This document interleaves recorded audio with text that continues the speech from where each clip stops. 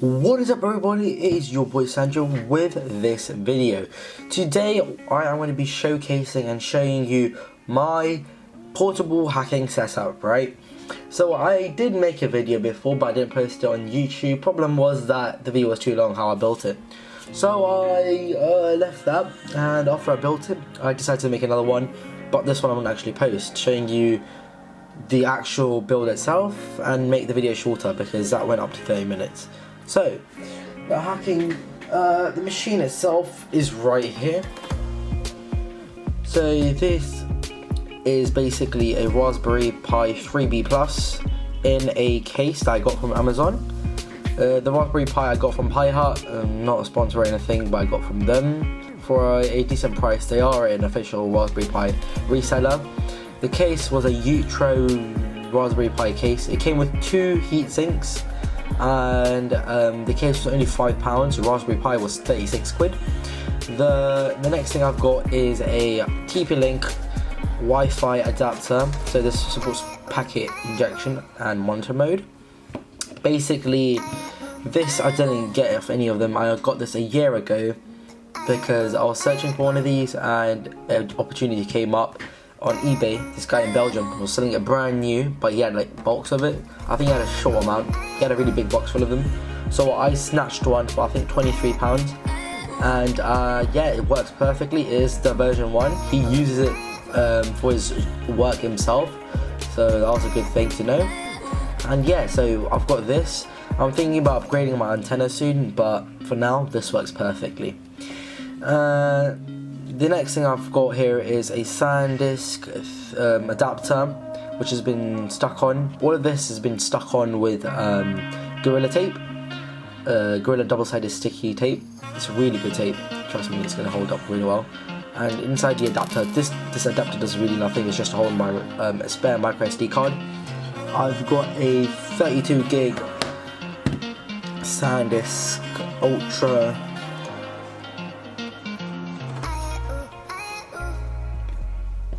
Yeah, there you go. 32GB SanDisk Ultra micro SD card. I've got Raspbian on here. I think I'm gonna sooner or later upgrade this to Fruity Wi-Fi. It's a man in the middle, I think, OS. So that'll be on here. And the next thing I've got is a ESP board. So this is a ESP 8266. Basically, on this Wi-Fi development board, I have got a software, not software, I've got this sort of file flashed onto here, a bin file I think. This was by Space Hunt. He created a file which actually does Wi-Fi deauthoring. So this is good for like testing, like stopping Wi-Fi's in areas, and yeah.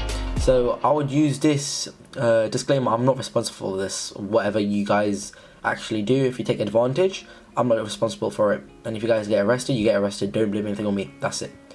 Yeah, so that board is basically a Wi-Fi deauthor.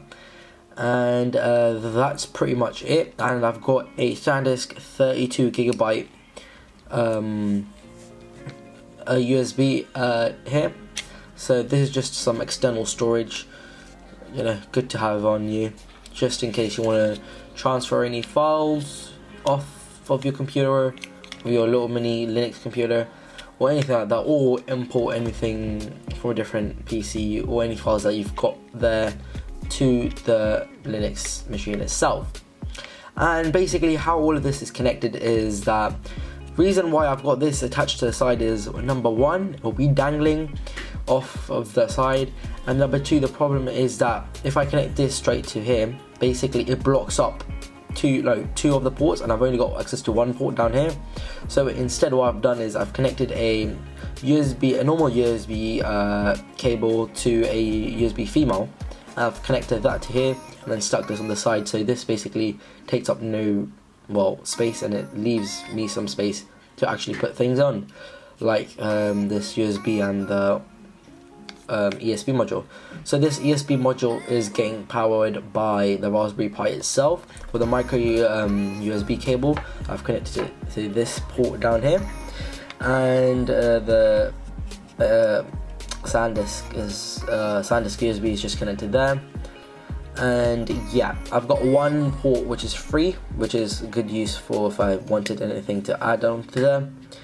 And finally, I've got Kali Linux installed on a 64GB SanDisk Ultra micro SD card.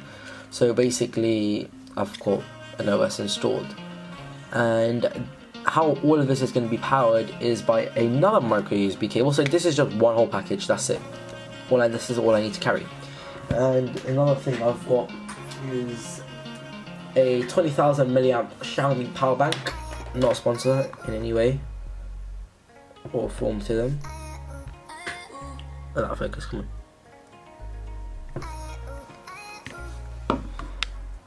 Focus. Yeah, you guys see the 20,000. This is not a fake. I got this in India for I think £20 equivalent to here, 2,000 rupees. And this holds up charge really well. It powers all my devices up. If I wanted to charge my phone, I can charge it 7 times full charge, so that's a good thing. So now I'm just going to showcase how this all works, and I've got VNC Viewer downloaded on here, and I've got auto login. So basically what that does is it basically, after I power up my Raspberry Pi, it boots up and then it instantly logs in for me. So basically, if I don't have auto login installed, I wouldn't have a VNC Viewer. A good thing is that I was thinking about you guys maybe commenting down below saying I should have added a 3.5 inch screen.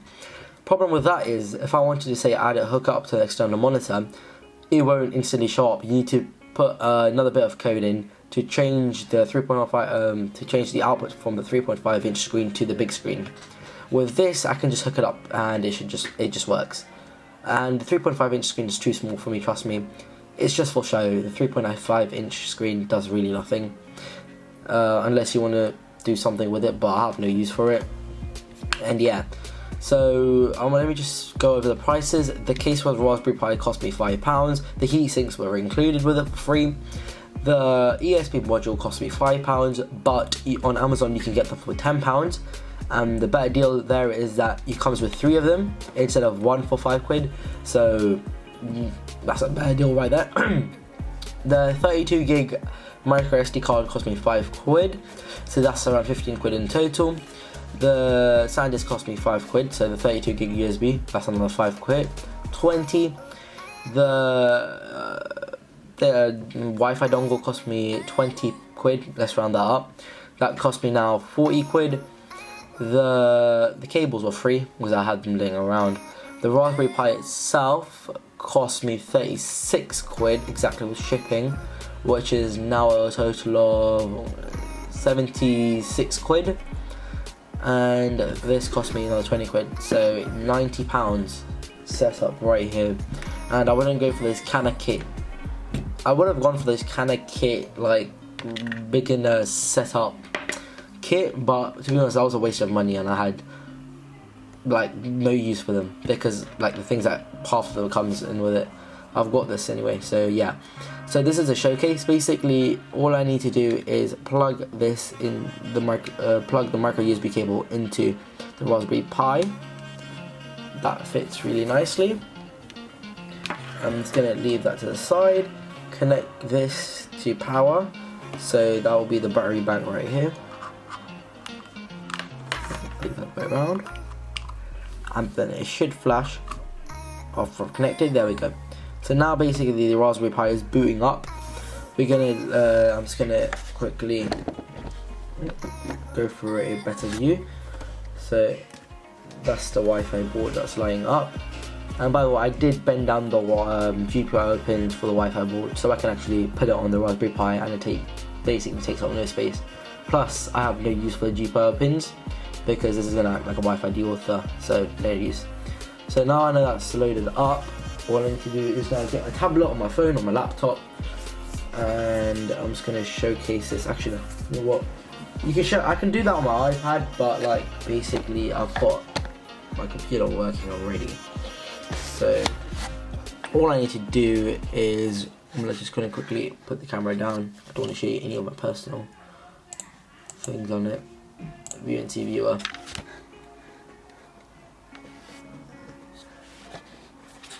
There we go. And all I did is I just typed in the IP address of the Raspberry Pi into here, put double colons, and then I put the port of it. So I've already got it written up here and saved. So what I need to do is just double click on this. This is going to connect. It says unencrypted connection. I don't really care because that's how it's going to work. And then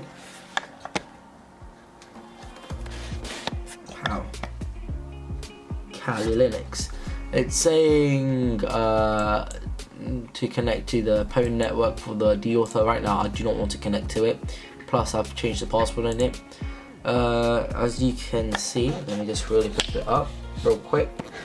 Some people may say, oh, you're running this and it's like a virtual machine, why are you lying to us? No, it's not. So basically, to prove it, I've got wireless networks, that Broadcom, though that's the Wi-Fi chip on board the Raspberry Pi, that doesn't support packet injection. But if I move down, it would recognize my other Wi-Fi card, the Atheros AR9271, which actually supports packet injection, and I can connect to networks down here, and that would support packet injection. Right now I've got it connected to the onboard, but it doesn't really matter. When you're going to use packet injection, I'll just go down here and use it there. And another thing to prove it is the USB is connected as well. So yeah, so that's got Kali Linux running. And just to showcase, there we go, all of this, and this is the latest version, 2019 point something, the last one that came out. 2020 is here, so like, yeah, this is basically a new fresh version. And now I'm just going to turn off the monitor and I'm going to showcase it on my iPad. So give me a minute, let me just turn it on real quick, type in my password, get the VNC viewer. So give me a second, let me just flip out the screen on my camera. There we go, better view. So I'm just going to type on VNC, and as you guys can see, I've got again it connected Raspberry Pi. I don't want to show you the IP address and the port number because yeah, you may know why, you may connect to it. So I've got that. All I need to do is click on that because it's turned on, and I think just because I've got it connected onto my computer, a VNC connection is already running. Let me just real quick, okay, go away, can't see, disconnect, yes, close that, by Mac, and try connecting now. What?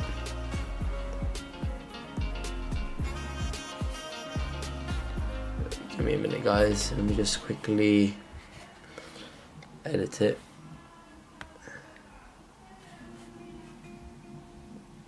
There we go. Should theoretically connect. Okay, give me a minute. Let me just turn the thing off and then turn it back on my Raspberry Pi. Sorry about the inconvenience, guys. But yeah, it's not like you're going to be switching from one thing to another real quickly. So the VNC, it doesn't really matter right now. I just need to turn it off, turn it back on. It's a quick boot up as well, so I don't really need to worry about boot up times, to be honest. And yeah, because I had VNC connected there, that was a problem. Other than that, let's see. There you go, it should be working now. It's connecting.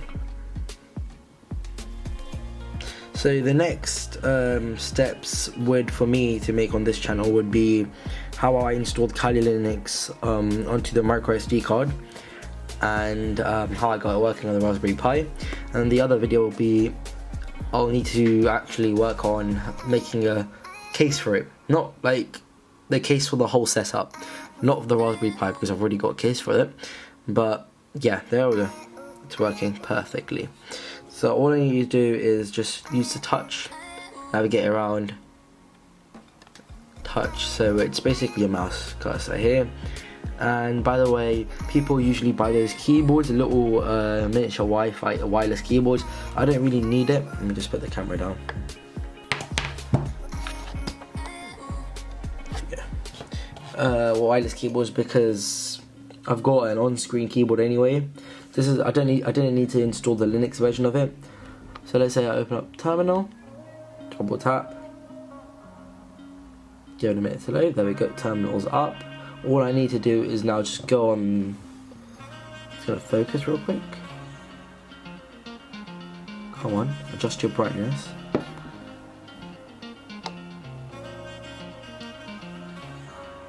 You guys can faintly see that. I'm not a camera guy, that's the thing. I need to learn more things about cameras, but basically there's a keyboard sign. All I need to do is just tap on that, and then my iPad keyboard pops up. And to prove it, let me just zoom in real quick. Zoom in real. There we go. Now you guys can see. And if I just type anything here, random, you've got your command, control, alt, all of those buttons, arrow keys and everything, F1 keys, and yeah, look, it literally works. So there is no delay. Space, return. They doesn't really understand what I'm writing, but you see guys, it basically works. And all it's running off of, let me just place that down, is a Raspberry Pi connected up to a power bank, and your power bank should support 5 volts of output, or else the Raspberry Pi won't handle it. 5 volts, then it would handle it. So 5 volts output, and look, just that, nothing else, and Raspberry Pi. There we go, portable setup right here. So I hope you guys enjoyed this video. Please do leave a like and subscribe. As always, it's your boy Sanjay signing out. Bye.